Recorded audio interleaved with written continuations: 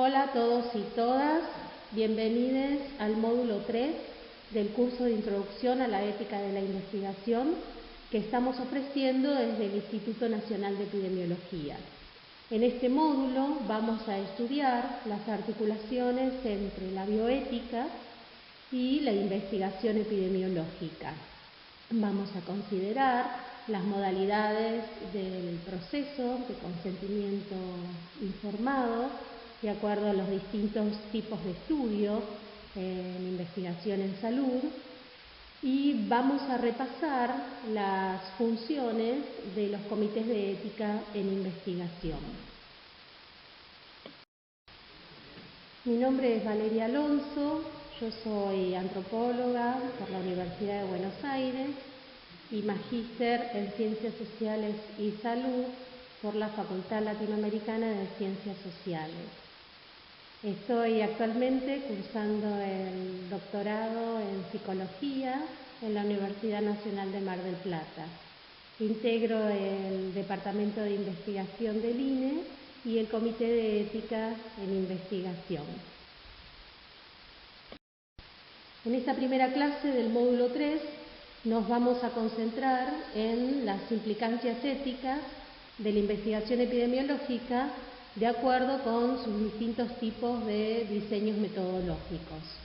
Entonces tenemos 3 objetivos de aprendizaje para esta primera parte del módulo 3. El primero es reconocer las implicancias éticas de la investigación científica y sus diseños metodológicos. El segundo objetivo, aplicar las pautas éticas en los proyectos de investigación epidemiológica. Y el tercero, incorporar la importancia de la revisión ética de los protocolos de investigación en salud. Iniciamos nuestro recorrido con una clasificación de los tipos de estudio en investigación epidemiológica. Partimos de esta clasificación que realiza SIOMS. SIOMS es el Consejo Internacional de Organizaciones Médicas, un organismo que está vinculado con la Organización Mundial de la Salud, y en un documento, en las primeras pautas éticas para la investigación epidemiológica que realiza SIOMS en el año 1991, incluye esta clasificación de los tipos de estudio. La clasificación parte de esta primera apertura tradicional que distingue entre los estudios de tipo experimental y los estudios observacionales, que se van a distinguir entre ellos por la existencia o no de una intervención, ¿no es cierto?, deliberada, incluida en el protocolo de la investigación. Entre los estudios experimentales tenemos los ensayos controlados aleatorizados, más conocidos como ensayos clínicos, y los ensayos comunitarios o cuasi experimental en un nivel agregado. Entre los estudios observacionales tenemos los estudios de corte transversal, más conocidos como encuestas, los estudios de caso control, los estudios de cohorte y en el nivel agregado los estudios ecológicos o de conglomerado. Yo agregué los estudios cualitativos que no están en la clasificación original de SIOMS, pero como estamos trabajando hacia una epidemiología sociocultural que integre metodologías cuantitativas y cualitativas, es por eso que agregué los estudios cualitativos que aparecen remarcados con línea punteada. A lo largo de la clase vamos a ir repasando las características de cada uno de los tipos de estudio de esta clasificación que hemos presentado. Pero quiero partir de una primera pregunta, que es una pregunta clásica de la bioética y que plantea, cuáles son los límites entre la observación y la intervención en la investigación en salud. Pensando un poco en cómo, los estudios observacionales también incorporan alguna intervención. El hecho de hacer una pregunta, puede orientar un pensamiento, puede generar distintas sensaciones en nuestros interlocutores, el hecho de hacer una medición antropométrica también puede llegar a generar algún sentimiento de vergüenza, por ejemplo. Ni hablar de hacer una extracción de sangre, en donde hay, digamos, una intervención física concreta sobre el cuerpo del participante de la investigación. Entonces, la pregunta es,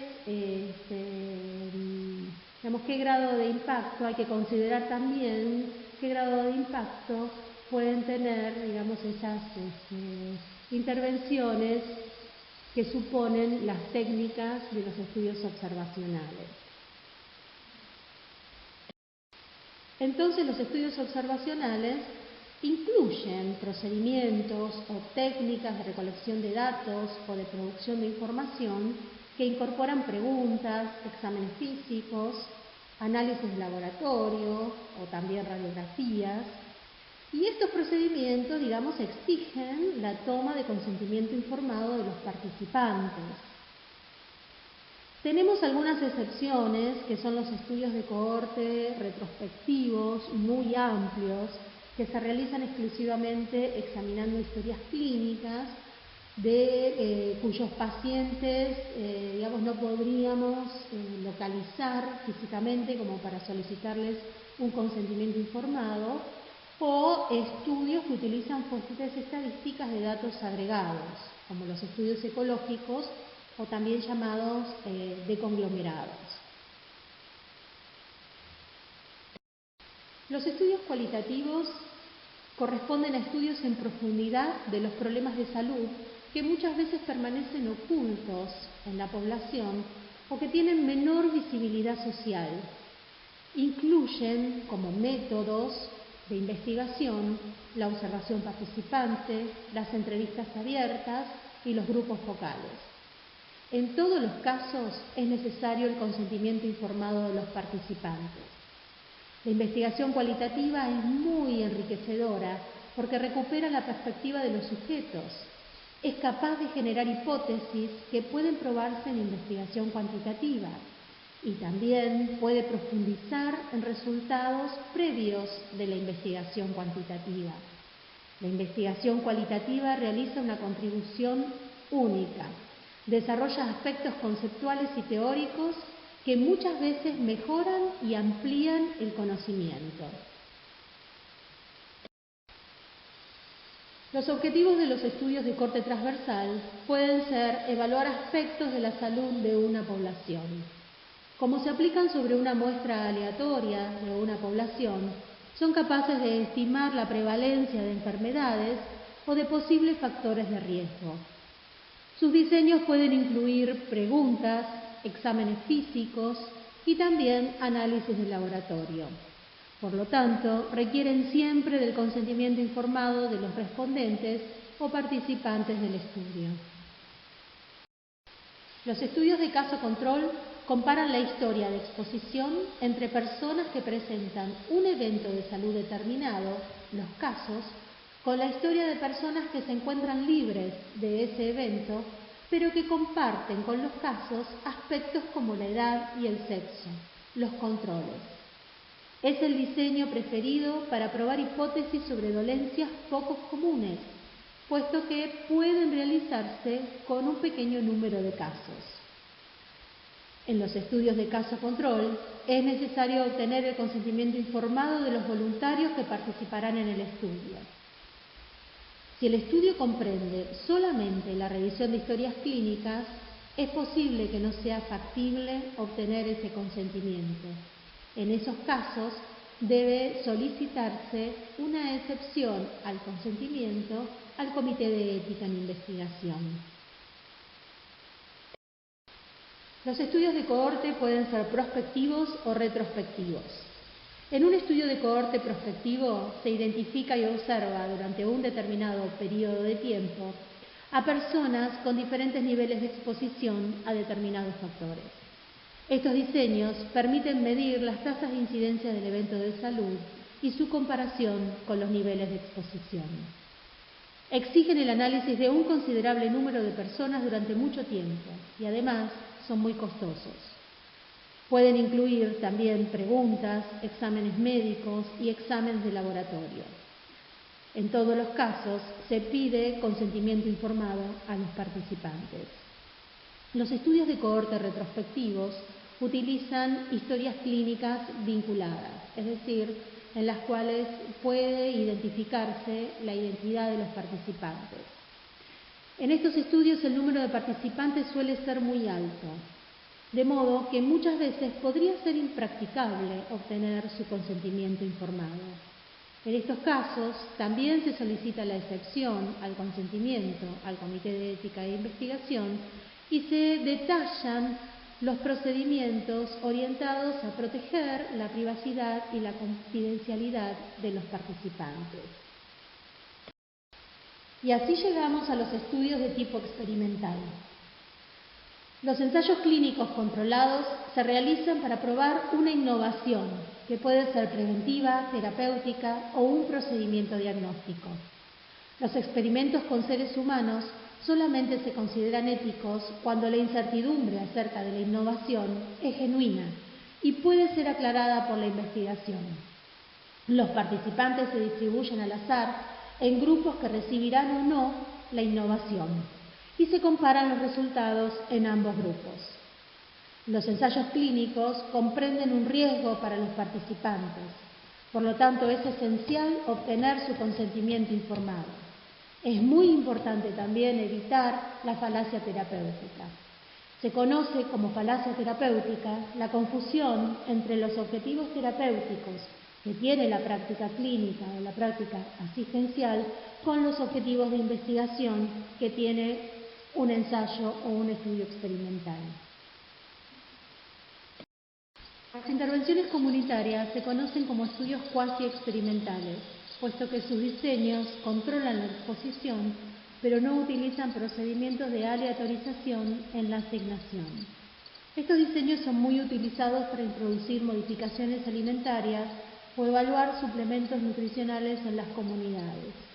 También se utilizan en estudios post-exposiciones a agentes nocivos. Siempre requieren del consentimiento informado de los participantes del ensayo, pero también incluyen la necesidad de obtener el consentimiento informado de los referentes de la comunidad, que pueden ser las autoridades de una escuela, los referentes de un centro comunitario, etc.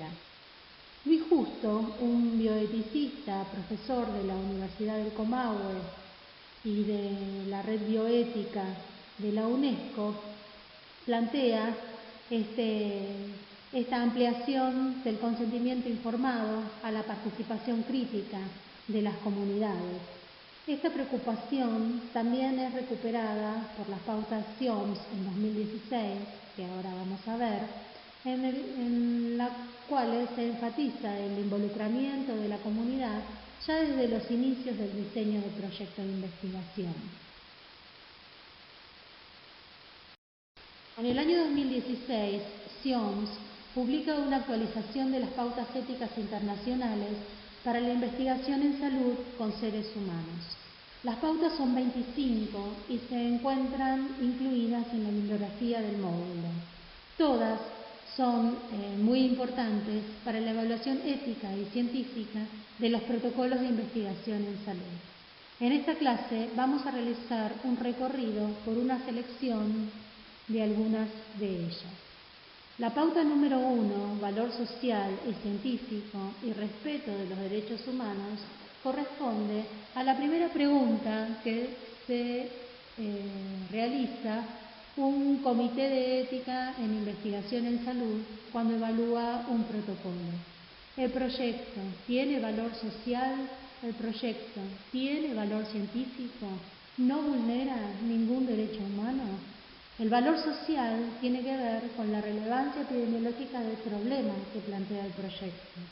Su valor científico tiene que ver con su rigor metodológico, es decir, con que su diseño metodológico garantice o sea capaz de responder a los objetivos que se enuncian.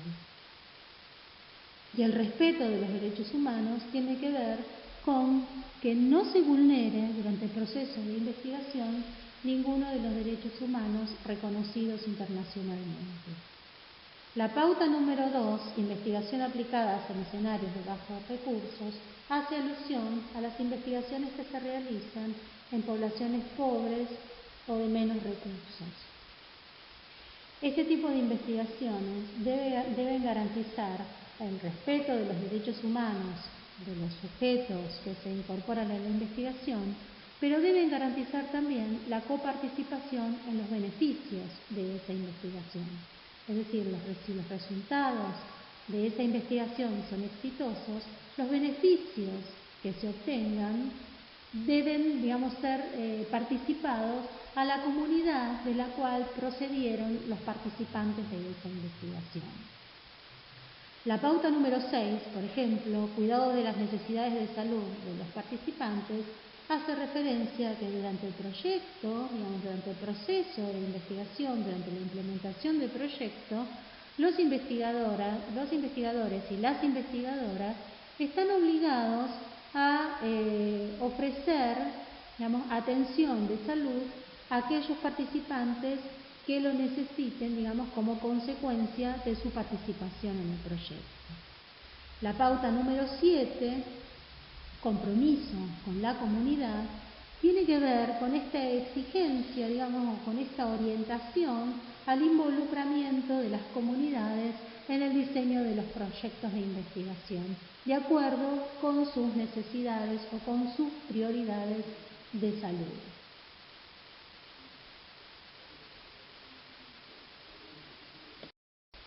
Las cuestiones generales relativas al proceso de consentimiento informado las vamos a dejar para la próxima clase, que se dedica específicamente a ese tema.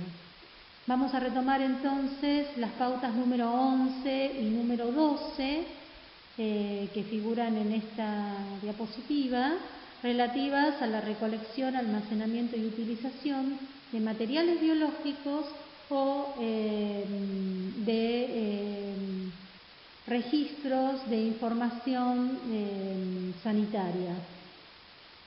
Esto es muy importante porque cuando se utilizan, registros o muestras que ya obran en nuestras instituciones de salud, es muy importante que se elaboren los protocolos de investigación específicos, para la utilización de esas muestras biológicas o de esos registros sanitarios, y que se solicite la evaluación del Comité de Ética en Investigación para la utilización de ese material.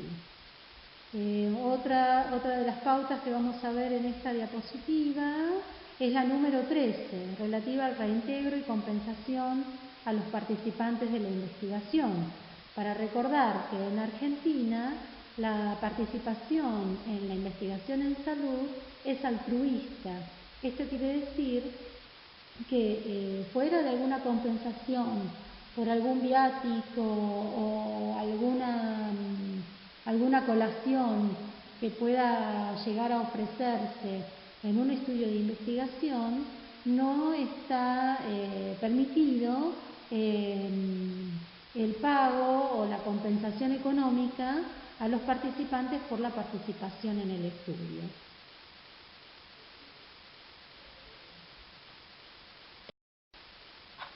En la pauta 24, por ejemplo, responsabilidad pública en investigación sanitaria, incluye la responsabilidad de los investigadores y las investigadoras en la publicación y en la diseminación de los resultados, es decir, en la publicación de los resultados de la investigación, ya sea los resultados exitosos como los resultados que han fracasado o que no han tenido éxito.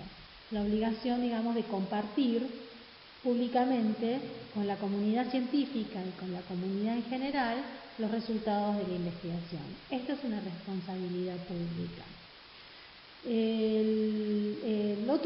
La pauta 22, por ejemplo, que refiere a la utilización de información sanitaria obtenida de entornos online y de técnicas digitales, es un campo relativamente nuevo, podríamos decir, en la investigación en salud, ¿no? Poder hacer uso de las nuevas tecnologías de información y comunicación e incorporarlas como técnicas de recolección de datos o de producción de información. Esto requiere siempre un tratamiento específico y particular por parte de los comités de ética en investigación, digamos, para ver cómo se va a tramitar el consentimiento informado de los participantes. Por último, la pauta número 25 refiere a los conflictos de interés, que siempre tienen que estar manifestados, ya sea por los investigadores, no solamente, digamos, en cuanto a cuestiones económicas, es decir, un investigador no podría ser parte del patrocinante de una investigación, es decir, de aquella entidad que financia la investigación y a su vez ser parte también del equipo de investigación. Ahí tendríamos un conflicto de interés porque tendría, digamos, un interés en que los resultados de la investigación sean exitosos si el producto, por ejemplo, es una innovación terapéutica y es comercializable. Ese sería un caso. El otro caso tiene que ver con los integrantes de los comités de ética, ¿no es cierto? No podemos evaluar los proyectos en los que nosotros mismos estamos involucrados, ¿sí? O que formamos parte de esos equipos de investigaciones, digamos. Estos conflictos deben manifestarse cada vez que se evalúa un proyecto de investigación. Con esto vamos a dejar las pautas SIOMS, las vamos a recuperar en la bibliografía. Les recomiendo la lectura, una lectura analítica, ¿sí? Contextuada, recordando que son recomendaciones internacionales, ¿sí? Es decir, que necesariamente las debemos después adecuar a la legislación argentina, ¿no? A la legislación argentina y a la legislación de la provincia en la que estamos trabajando.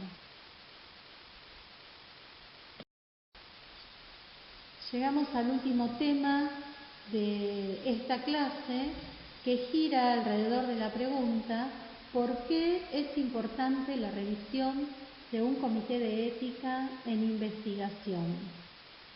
Llegamos hasta aquí después de un largo recorrido en estos últimos años, en un ejercicio, podríamos decir, progresivo de solicitar y someter a la evaluación ética de nuestros proyectos de investigación, un proceso en el cual muchas veces los investigadores y las investigadoras tomaban posiciones un tanto resistentes, podríamos decir, a solicitar la evaluación ética de sus protocolos de investigación. Vamos a repasar las recomendaciones o algunas de las recomendaciones de la Organización Panamericana de la Salud en este sentido, que avalan o validan y recomiendan la evaluación ética de los protocolos de investigación por parte de los comités interdisciplinarios.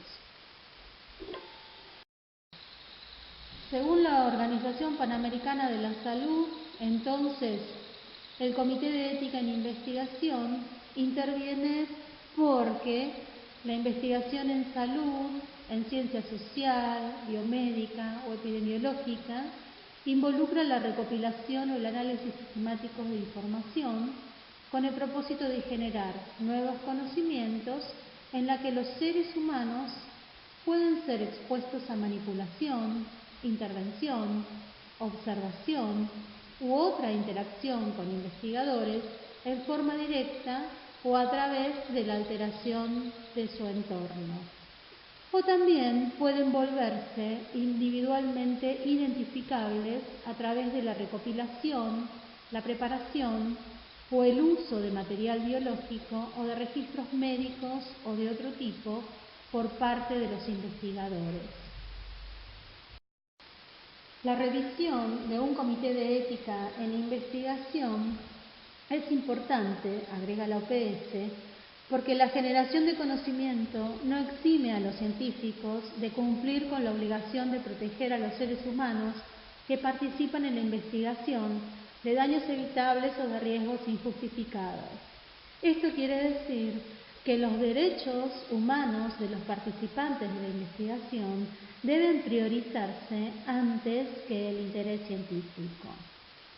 También es importante la revisión de un comité porque puede prevenir el conflicto de misiones o de objetivos conocido como falacia terapéutica o concepción terapéutica errónea, que ya explicamos, y que tiene que ver con esperar, digamos, un resultado terapéutico de la participación en un estudio experimental.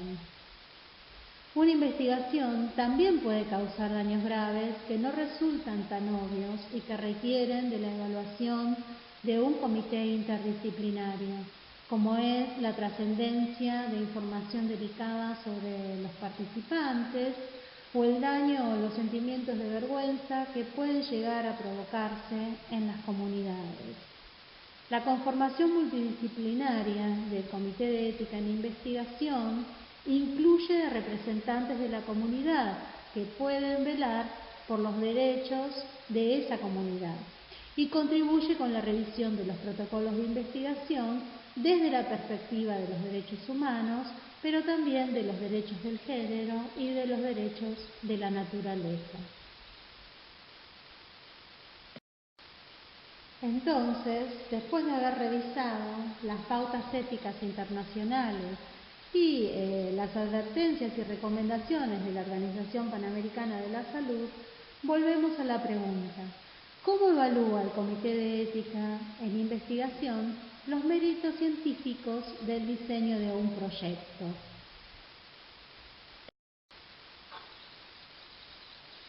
Entonces, reafirmamos, los diseños metodológicos en investigación epidemiológica tienen implicancias éticas. Y repasamos.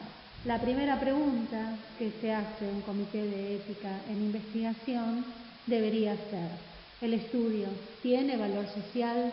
¿El problema de investigación tiene relevancia epidemiológica? ¿Es importante para la salud de la comunidad, de la población? ¿Contribuye con el mejoramiento de la salud de la población? La segunda pregunta: ¿puede su diseño metodológico producir los resultados que buscan? Es decir, ¿puede dar respuesta a los objetivos que se plantean? Y esto quiere decir, ¿el estudio tiene rigor científico? La tercera pregunta: ¿los métodos que involucra el diseño del estudio son éticos en sí mismos? ¿Sí? No solamente buscamos una ética de los resultados, sino también una ética del proceso. Un estudio que involucra métodos que en sí mismos son poco éticos, ¿sí?, no puede ser aprobado. La cuarta pregunta: ¿podrían obtenerse resultados igualmente buenos con un diseño que exponga a los participantes a un riesgo menor? Y esto tiene que ver con la pauta de ejercer, digamos, el mínimo daño, ¿sí?, y exponer al mínimo riesgo posible en los diseños de investigación. Quisiera finalizar esta clase abriendo los grandes desafíos que se le presentan a la bioética del siglo XXI.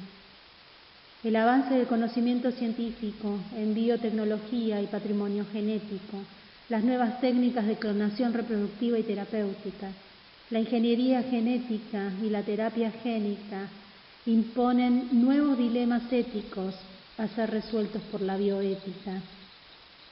La amenazada ecología del planeta, debido al impacto ambiental de las tecnologías de producción que amenazan el medio ambiente y ponen en jaque el derecho a la salud de las poblaciones, obligan a la incorporación de nuevos derechos de la naturaleza y de los grandes animales, denominados personas no humanas, que imponen la necesidad de renovación permanente y de priorización de una perspectiva ética en la producción científica. Los grandes desafíos de la bioética del siglo XXI se expresan mejor en los colectivos sociales y científicos que en América Latina abogan por el derecho a la salud del planeta.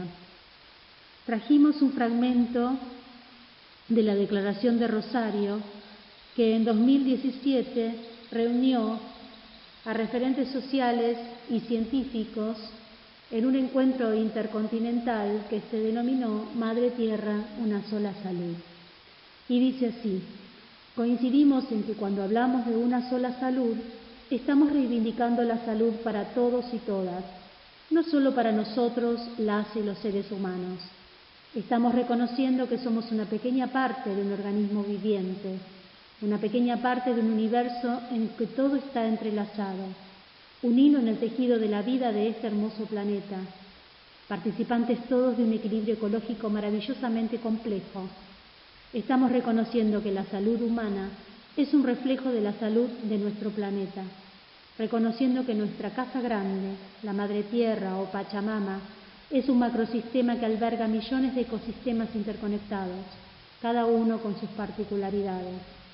Entonces quizás el gran desafío de la bioética del siglo XXI sea su capacidad para descentrarse de la posición antropocéntrica e incorporar, junto con los derechos humanos, los derechos de la naturaleza y los derechos de nuestra casa grande, la Madre Tierra. En la bibliografía del módulo agregamos las pautas CIOMS 2016 en su versión en español, el artículo de Justo sobre la ética de la investigación social en América Latina, y vamos a agregar también un material sobre consentimiento informado que corresponde a la siguiente clase. Con esto me despido, les agradezco a todos y todas su atención y nos reencontramos en el foro del módulo 3 con las actividades propuestas.